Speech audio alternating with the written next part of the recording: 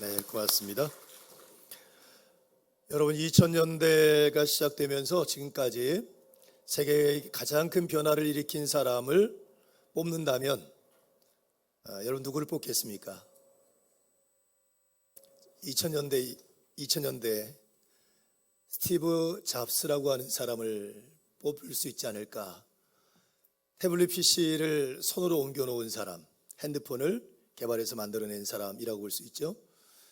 그 핸드폰 없이 살아갈 수 있나요? 요즘 시대에 은행 업무가 다 되고, 그 다음에 사람들과 소통하고, 또 회의도 하고, 영화도 보고, 그 다음에 물건도 사기도 하고, 거의 핸드폰을 놓지 않고 살아가는 이 시대의 사람들이 얼마나 많은지 모릅니다. 그것을 만들어낸 인물이라고 볼 수 있죠. 대단한 성공을 이뤄낸 사람입니다. 입지전적인 성공을 이룬 사람이죠. 그런 스티브 잡스가 스탠포드 대학 졸업식장에서 졸업생들을 놓고 연설을 했어요. 본인이 이제 살아온 삶에 대한 본인이 성공을 이룬 그런 이야기들을 전한 거겠죠. 근데 이런 이야기를 했습니다. 본인이 17살 때 책을 읽은 겁니다. 근데 그 책 내용 가운데 어떤 내용이냐면, 매일을 인생의 마지막 날인 것처럼 산다면 언젠가 당신은 반드시 성공할 것이다. 이런 글귀를 읽은 겁니다. 그래서 17살 때부터 아침에 샤워를 하고 거울 앞에 섰을 때마다 날마다 자신에게 어떤 질문을 던졌냐면, 오늘이 내 인생의 마지막 날이라면 지금 내가 하려는 것을 할 것인가? 지금이 내 인생의 마지막이라면 지금 내가 선택하려고 하는 것을 선택할 것인가를 33년 동안 자신에게 질문을 했다는 거예요. 그리고 나서 어떤 일을 결정하고 선택하고 행동했다는 거죠. 그러면서 스티브 잡스가 그런 얘기를 합니다. 곧 죽는다는 것을 기억하는 것은 인생의 큰 결정을 내릴 때마다 저에게 굉장히 중요한 도구가 되었습니다. 외부의 기대, 자존심, 실패에 대한 두려움 등은 모두 죽음 앞에서 사라져버리고 진정으로 중요한 것들만 남기 때문입니다. 그러면서 이렇게 얘기해요. 졸업생들에게. 여러분의 시간은 한정되어 있습니다. 그러니 남의 인생을 사느냐고 본인의 인생을 낭비하지 마십시오 하고 조언을 했어요. 그러니까 본인이 성공하게 된 가장 큰 결정적인 이유를, 여러 가지 이유 중에 한 가지를, 지금이 내 인생이 마지막이라면 내가 이런 선택을 할까, 이런 결정을 할까, 이런 행동을 할까 질문하고 진행해온 결과라고 얘기를 하고 있는 거죠. 여러분, 죽음에 대한 통찰을 이런 스티브 잡스와 비슷하게 그 통찰한 철학가가 있습니다. 철학자이기도 하고 로마의 황제이기도 했던 마르쿠스 아우렐리우스라고 하는 분이 계시거든요. 이분이 뭐라고 했냐면 이렇게 얘기합니다. 수천 년을 살아갈 것처럼 행동하지 말아라. 죽음은 내 머리에 드리워져 있다. 너의 남은 생을 타인에 대한 생각이나 공상으로 낭비하지 말아라. 인생은 한 번뿐, 너의 인생도 끝나가고 있다. 그러니까 인생의 끝자락이 있다는 걸 기억하고 지금 우리에게 주어진 시간들을 허비하지 말아라. 인생의 본질이 무엇인지, 인생의 참된 가치가 무엇인지 거기에 집중하며 살아가는 삶의 지혜가 필요하다는 얘기를 하고 있는 거예요. 여러분, 잘 살고 계세요? 우리 기독교 신앙에 굉장히 중요한 한 줄기가 있습니다. 그 줄기는 뭐냐면 종말론적 신앙입니다. 여러분, 종말론적 신앙이라는 게 뭡니까? 단순히 세상에 끝이 있다는 것을 믿는 신앙을 얘기하는 게 아닙니다. 종말론적 신앙은 하나님께서 구원의 역사를 이루시고 하나님의 나라를 이 땅에 완성하는 것, 그것에 대한 신앙입니다. 주님이 그것이 어떻게 성취되느냐? 예수님의 재림을 통해서 그것이 성취된다고 하는 거죠. 그럼 여러분, 예수님의 재림을 통해서 구원의 완성이 되고 하나님 나라 완성이 되고 세상에 정말 끝이 온다고 하면 그때가 언제입니까? 10월 28일? 예. 제가 설교하면서 예전에 그랬잖아요. 여러분, 하나님께서 에게 말씀하셨습니다. 12월 31일 12시 주님이 재림하십니다. 새밭교회에 나와서 송구용신 예배 드리는 분들만 구원받습니다. 이렇게 얘기하면 저를 뭐라고 여기라 그랬어요? 이단이다. 그리고 여기라 그랬잖아요. 그때와 그 시는 누구밖에 몰라요? 아버지밖에 모릅니다. 도적같이 만달했고요. 그렇죠? 아무도 모릅니다. 그럼 종말론적 신앙과 종말론적 신앙을 갖고 삶을 살아가는 태도란 뭐냐면, 주님이 언제 오실지 몰라요. 그러면 언제 오실지 모를 그 주님을 맞이할 준비를 하며 살아가는 겁니다. 어리석은 다섯 처녀가 될 거냐, 아니면 지혜로운 다섯 처녀가 될 거냐. 지혜로운 다섯 처녀가 되어서 언제 오실지 모르지만 재림하신 주님을 맞이할 준비를 하며 살아가는 삶의 태도, 이게 종말론적 신앙, 종말론적 신앙의 태도라고 말할 수 있습니다. 여러분 잘 준비하고 살고 계세요? 지금 주님이 오셔도 잘했다 칭찬, 잘했다 충성된 종아 칭찬 들으실 수 있는 삶을 살아가고 계신지요? 우리가 대림절을 지나는데 대림절에 이 신앙들을 점검해보고 이런 믿음들 다시 회복하는 그런 시간들이 여러분에게 주어질 수 있기를 주님의 이름으로 축복합니다. 여러분 오늘부터 대림절이 시작이 됩니다. 대림절이 어떤 날입니까? 대림절은 예수님의 탄생하신 성탄절을 기점으로 해서 전 4주간을 대림절이라고 합니다. 이 대림절을 다른 말로도 대강절, 때로는 강림절이라고 하는 표현도 하기도 하고요. 라틴어에서 오다라고 하는 의미에서 파생된 말들입니다. 이 대림절은 중요한 두 가지 신앙적 의미가 담겨져 있는데, 첫째는 오심, 그리고 두 번째는 다시 오심이라고 하는 의미가 그 안에 담겨져 있습니다. 그러니까 대림절은 이미 오심, 2000년 전에 이 땅에 구원의 주로 오신 예수 그리스도의 초림, 그것을 기념하고 경배하고 감사하기 위해서 준비하는 절기, 이 의미가 있습니다. 여러분 성탄절 잘 준비하고 계십니까? 무슨 소리예요 목사님, 성탄절 아직도 멀었는데 그렇고 계세요? 제가 자꾸 이런 얘기를 해서 죄송한데 저희 어머니가 생신이 내일입니다. 내일 월요일 날이 돼서 이제 가족들이 다 모이기 어려우니까 이제 오늘 저녁 식사를 하자 결정이 됐는데, 어머니 생신날 제가 미리 준비할까요, 안 할까요? 왜? 여러분들이라면 준비하시겠습니까, 안 하시겠습니까? 준비하죠. 식당도 예약을 하고 또 선물도 미리 준비하고, 그렇죠? 준비하죠. 이건 성탄절이 어떤 날입니까? 우리를 구원하기 위해서 신이신 하나님께서 인간의 몸을 입고 이 땅에 오신 날이고요. 그분이 우리를 구원하기 위해서 그 고난과 핍박과 박해를 다 당하시고 십자가에 못 박혀 죽기까지 하셨던 사건이 시작된 날입니다. 그 귀한 날, 우리가 어떻게 준비할까? 그 날을, 우리를 위하여 이 땅에 오신 예수 그리스도를 어떻게 맞이하고 그분에게 우리의 마음을 어떻게 전달하고 그분을 경배할까? 이것을 준비하는 때가 대림절이라는 거예요. 잘 준비하고 계시죠? 네, 이렇게 아멘 소리도 잘 읽고 잘 준비하시길 주님의 이름으로 축복합니다. 그래서 여러분 성탄절 날 놀러 갈 생각하지 마셔요. 여행 갈 생각하지 마시고요, 예배 드리고 정말 우리를 위해 이 땅에 오신 예수 그리스도를 경배하고 그분께 감사하고, 그리고 나서 가족들과 귀한 시간을 갖는 것이 마땅하다고 생각해요. 대림절은 그 오신 예수 그리스도를 맞이하고 그분을 경배하기 위한 준비하는 기간들이라고 볼 수 있습니다. 근데 많은 분들이 이 대림절을 어떻게 보내냐면 구경하는 것처럼 봐요. 내가 그분을 경배하기 준비하는 게 아니라, 성탄절 2부 행사를 다음 세대가 하잖아요. 열심히 준비합니다. 그럼 우리는 관객으로 봐요. 구경해요. 괜찮네, 재밌네, 잘했네, 누구 아들 잘한다, 뭐 이렇게 구경해요. 또 성가대가 이제 칸타타를 준비합니다. 여러분들이 구경해요.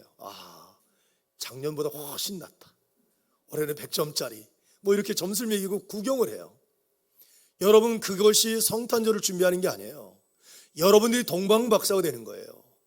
그 나신 예수 그리스도를 경배하기 위해서 가장 귀한 것을 준비해서 그 먼 거리를 걸어가서 정말 엎드려 경배했던 예배자, 경배자가 되는 거예요. 여러분의 예배, 여러분의 감사, 여러분의 찬양을 하나님 받으시는 거죠. 그 마음으로 잘 준비하실 수 있기를 주님의 이름으로 축복합니다. 자, 두 번째는 다시 오심을 약속한 날을 준비하는 겁니다. 다시 오심은 뭐죠? 재림을 얘기하는 거죠. 언제 오신다 그랬어요?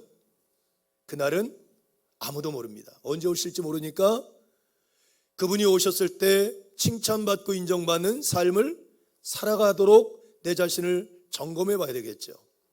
그러면 대림절은 지금 만약에 주님이 오셨다면 지금 내가 품고 있는 생각, 내가 지향하고 있는 방향, 내가 지금 하고 있는 일들, 내가 판단하고 결정할 일들 하나님 보시기에 합당하게 여기실까를 점검해 보시고 성찰하는 거예요.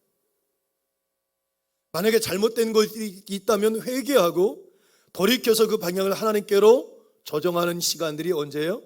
대림절입니다. 그래서 대림절은 회개, 돌아섬, 새로운 결단이 있어야 될 자리예요. 그래서 여러분 교회력을 보면 대림절이 절기의 첫 시작입니다. 옛날에는 교회들이 교회력을 따라서 교회 절기를 이렇게 회기를 정했거든요. 그래서 대부분 교회가 11월 말로 회기가 끝나고 새해가 12월 첫째 주가 되는 경우도 되게 많았어요. 왜냐하면 대림절은 출발, 시작을 얘기하기 때문에 그렇습니다. 그러면 여러분 맞닿아 있잖아요. 우리가 새롭게 예수 그리스도가 이 땅에 오셔서 우리를 죄를 대속해 주시고 우리가 구원받은 하나님의 새 사람이 되었단 말이에요. 새 사람이 되었어요. 그러니까 지금부터 새 삶을 시작하는 때 출발이라고 볼 수 있고요. 또 우리 다시 오심을 생각한다면 내가 주님 앞에 섰을 때 인정받는 존재가 되기 위하여 새로운 마음을 갖고 새롭게 결단해서 정말 준비된 삶을 살겠다고 다짐한 때 첫 출발점이라고 볼 수 있죠. 전 여러분들이 대림절이 여러분들의 신앙과 삶의 새로운 출발점이 될 수 있기를 주님의 이름으로 축복합니다. 자, 이제 오늘 말씀으로 돌아가 볼까요? 오늘 말씀에는 한 가지 약속과 두 가지 신앙 고백이 담겨져 있습니다. 자, 20절 말씀 같이 읽습니다. 시작. 이것들을 증언하시니가 이르시되 내가 진실로 속히 오리라 하시거늘 아멘. 주 예수여 오시옵소서. 아멘. 자, 여기 한 가지 약속이 뭐냐면 내가 진실로 속히 오리라 하는 말씀이에요. 내가는 누구예요? 하나님이시죠? 뭐 예수님이시고 성령님이시겠죠?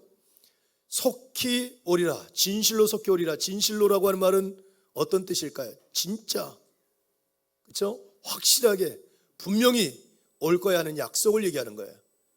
이 문장에서 중요한 단어, 우리가 정말 주의 있게 봐야 될 단어가 하나 나오는데 속히라고 하는 말입니다. 속히. 이 속히라는 말은 헬라 원어를 따라서 번역을 해보면 갑자기, 지체 없이, 적시에, 인간의 시간이 아닌 하나님의 완전한 시간을 따르는 이런 의미가 담겨져 있어요. 갑자기, 그리고 지체 없이, 그리고 가장 적당한 때. 여기서 표현하는 것은 이 속히라고 하는 그 시간의 주체가, 시간의 주인이 누구라는 거예요? 내가 아니고 하나님이시라는 거예요.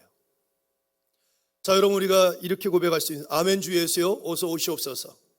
초대교회 성도들이 이것이 인사였고 고백이었단 말이에요. 핍박을 당하고 박해를 당하고 삶이 너무 곤고하니까 주여 이 땅에 속히 오셔서 우리를 구원해 주시고 이 땅에 하나님의 나라를 만들어 주시고 악한 자들을 심판하시고 의로운 자들을 구원해 주옵소서. 주여 어서 속히 오시옵소서. 이렇게 고백할 수 있잖아요. 그때 속히라고 하는 그 시점은 누구예요? 내 입장이에요. 빨리 오셨으면 좋겠다. 하루 빨리 오셨으면 좋겠다. 지금 당장 오셨으면 좋겠다. 우리의 요구라고 말할 수 있어요. 시간의 주도권을 내가 갖고 있는 거죠. 근데 여기서 말하는 속히는 시간의 주인이 누구세요? 하나님이세요. 그러니까 여러분 우리가 시간의 주인이 속히 지체 없이 부지간에 온다는데 내가 원하는 시간이 아니고 누가? 하나님이 정하신 시간인 거예요. 그러니까 그때가 언제인지 알아요? 몰라요? 모르는 거예요. 그러니까 항상 깨어있어 그분이 오실 때를 준비해야 되는 의미가 담겨져 있다고 볼 수 있습니다. 자, 이 약속을 가지고 두 가지 신앙 고백이 나오는데 첫째 신앙 고백이 뭐냐면 20절 아래 보면 아멘 주 예수여 오시옵소서 하는 고백이에요. 아멘은 무슨 뜻인지 알죠? 아멘이 무슨 뜻이에요? 아멘. 네, 믿습니다. 그렇게 될 줄로 믿습니다. 말씀하신 그대로 이루어질 줄로 믿습니다 하는 고백이에요. 그러니까 지금 여러분 아멘 전제하죠. 그러니까 앞에 내가 속히 오리라 한 말씀을 아멘 하는 거예요. 주님이 다시 속히 오신다는 그 사실 저는 하나도 털끝 하나도 의심하지 않고 온전히 믿습니다 하는 고백을 드리고 있는 거예요. 그리고 이어서 뭐라 합니까? 주 예수여 오시옵소서. 오시옵소서 하는 고백을 합니다. 여러분, 이 오시옵소서라고 한 고백은 뭘까요? 준비되어 있다는 거예요. 주님이 언제 오셔도 나는 주님을 맞이할 준비가 되어 있습니다. 어서 와 주십시오. 그런 기대예요. 지금 내 삶에 누가 필요함을 고백하는 거예요? 하나님께서 필요하심을 고백하면서 주님의 임재와 주님의 재림에 대하여 고백하는 내용입니다. 아멘. 주님이 다시 오실 것을 나는 분명히 믿습니다. 그리고 주여 내 삶에 어서 오시옵소서 하는 신앙 고백을 드리고 있다고 하는 거죠. 여기서 이 오시옵소서라고 하는 이 단어에는 주님이 언젠가 주님의 때에 속히라고 하는 단어가 주님께 있으니까 주님, 저는 주님이 지금 당장 필요하지만 주님의 때에 분명히 오실 줄 믿습니다. 주여 임재하여 주옵소서 고백을 드리는 거잖아요.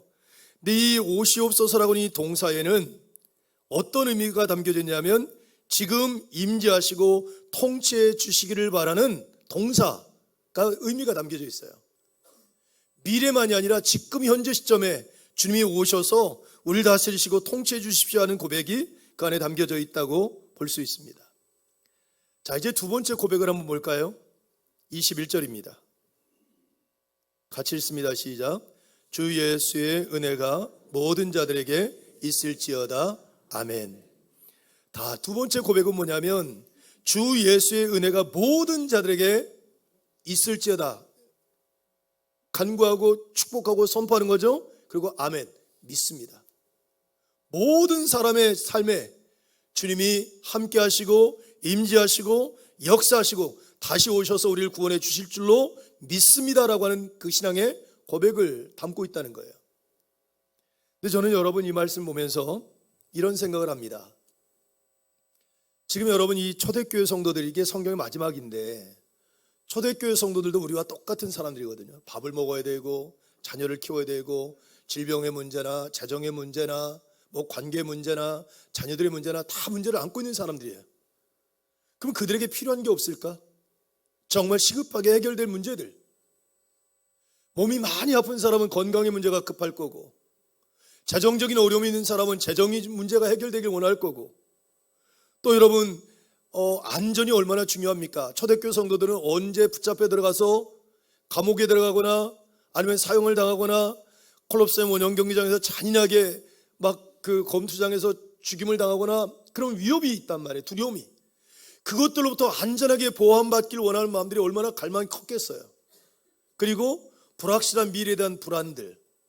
따지고 보면 이들이 그리스도를 통하여 얻고자 하는 것이 분명히 굉장히 많았을 것 같아요. 주여 어서 오시옵소서. 오셔서 제 재정적인 문제를 해결해 주시옵소서. 주여 어서 오시옵소서. 오셔서 제 건강의 문제를 해결해 주십시오. 주여 어서 오시옵소서. 오셔서 저를 안전하게 지켜주시옵소서. 고백 간구할 게 얼마나 많겠어요. 근데 초대교회 성도들이 그런 간구를 하는 게 아니라 뭘 합니까? 주여 어서 오시옵소서. 오셔서 뭐예요? 주의 은혜가 모든 사람에게 가득하게 되길 원합니다. 아멘. 주의 은혜가 주님으로 오시고 주님이 우리와 함께 하셔서 주님으로 말미암아 주어진 은혜가 우리 가운데 가득하게 될 줄로 믿습니다 하는 고백을 드리고 있다는 거죠. 이들에게 여러분 재정의 문제나 건강의 문제나 안전의 문제나 불확실한 미래에 대한 두려움들 없는 게 아니에요. 다 있는데 이들이 지금 가장 간구하는 것은 주님의 임재이고 주님으로 말미암아 주어지는 은혜를 구하고 있다는 겁니다. 근데 여러분 제가 여러분에게 질문하면 이 시점이 그러니까 아멘 주 예수여 오시옵소서 하는 20절의 말씀과 21절 주 예수의 은혜가 모든 사람에게 있을지어다 하는 그 말씀의 시차 얼마나 될까요? 제가 이제 기도합니다. 주여 아멘 주 예수여 어서 오시옵소서. 그리고 한 일주일 정도 지나고 나를 보니까 하나님이 오셔서 내 재정적인 문제들 좀 해결해주고 건강 문제 좀 해결해주고 마음에 좀 담대함 줘서 불안함을 없애줬어. 그러고 나니까 그 다음에 주 예수의 은혜가 내게 임한 줄로 난 믿습니다. 아멘. 이랬을까요? 아니면 오늘 이렇게 주 예수에 어서 오시옵소서 하고는 그 고백을 해놓고는 한 1년 정도 내년 2026년 11월 31일 날 1년을 돌아보니까 하나님 오셔가지고 내 삶의 문제 해결해 주시고 이런 것들을 회복해 주셔서 그래서 1년 지난 다음에 주님이 오셔서 주님의 은혜가 내 삶에 가득 강력하게 임했음을 나는 믿습니다 하고 고백했을까요? 시차가 있을까요? 없을까요? 시차가 없어요. 아멘. 주 예수여 오시옵소서. 주의 은혜가 우리 가운데 충만하게 임한 것을 나는 믿습니다. 아멘. 끝. 시차가 없어요. 하나예요. 삶의 고난과 어려움이 있고 재정의 결핍의 문제가 있고 건강의 결핍의 문제가 있음에도 불구하고 하나님이 우리와 함께 하심으로 말미암아 하나님의 은혜로 우리가 충만하게 될 것을 나는 믿습니다 하는 고백으로 성경 끝나요. 확신입니다. 자, 여러분, 우리가 주님이 오십니다. 믿으시죠? 아멘 안 하시고 하셨어요? 성가대만 묻겠습니다. 주님 다시 오실 거 믿으시죠? 언제 오실지 아세요? 몰라죠. 여러분, 우리는 분명히 알고 있어요. 그런데 또 하나, 여러분, 주님이 이렇게 승천하시면서 우리에게 보내주신 분이 계세요. 누구죠? 보혜사 성령님이세요. 그분이 여러분과 함께 계신 거 믿으세요? 다 믿으시죠? 근데 여전히 우리는 삶을 살아가면서 주님이 안 오실 것처럼 살고요, 주님이 이 땅에 오셔서 구원의 완성과 하나님 나라 완성, 그리고 심판의 때, 뿌린 대로 행한 대로 거두는 때가 있다는 사실을 분명히 말씀하시고 여러분 믿는다고 말하는데 그런 시간이 없는 것처럼 살고요, 임마누엘 내가 너희들과 함께 할 거야 그래서 우리 곁에 파라클레토스 우리 곁에 오셔서 우리를 도와주시는 보혜사 성령님이 우리와 함께 계심을 얘기를 하면서도 그분이 안 계신 것처럼 삶을 살아요. 그러니까 문제가 뭐냐면 아멘 주여 예수여 오시옵소서, 그 다음이 없는 거예요. 그 다음에 뭐예요? 그냥 일상의 삶에서 하나님이 안 계신 것처럼, 주님이 안 오실 것처럼 사는 거예요. 근데 오늘 성경의 끝은 어떻게 끝나냐면 이렇게 끝납니다. 주 예수의 은혜가 모든 자들에게 있을지어다. 아멘. 아멘. 난 이 모든 것이 이루어질 줄로 믿습니다. 그리고 그 믿음을 갖고 삶을 살아내는 거죠. 대림절입니다, 여러분. 대림절에 우리가 회복해야 될 믿음이 뭘까? 바로 이런 믿음이라고 생각해요. 주님의 재림에 대한 분명한 믿음을 갖고 지금 내 삶에 임재하셔서 우리와 함께 하시는 하나님에 대한 믿음을 갖고 내 지금 주어진 삶의 형편과 여건이 다 다르지만 그 안에서 하나님의 뜻을 이루고 주님이 기뻐하시는 삶을 살아내는 것, 그것이 바로 우리가 회복해야 될 대림절의 믿음이고, 그렇게 살아가다 보면 어느 때 누구를 만날 수 있어요? 주님의 때에 주님 만나는 은혜가 우리에게 있게 될 줄로 믿습니다.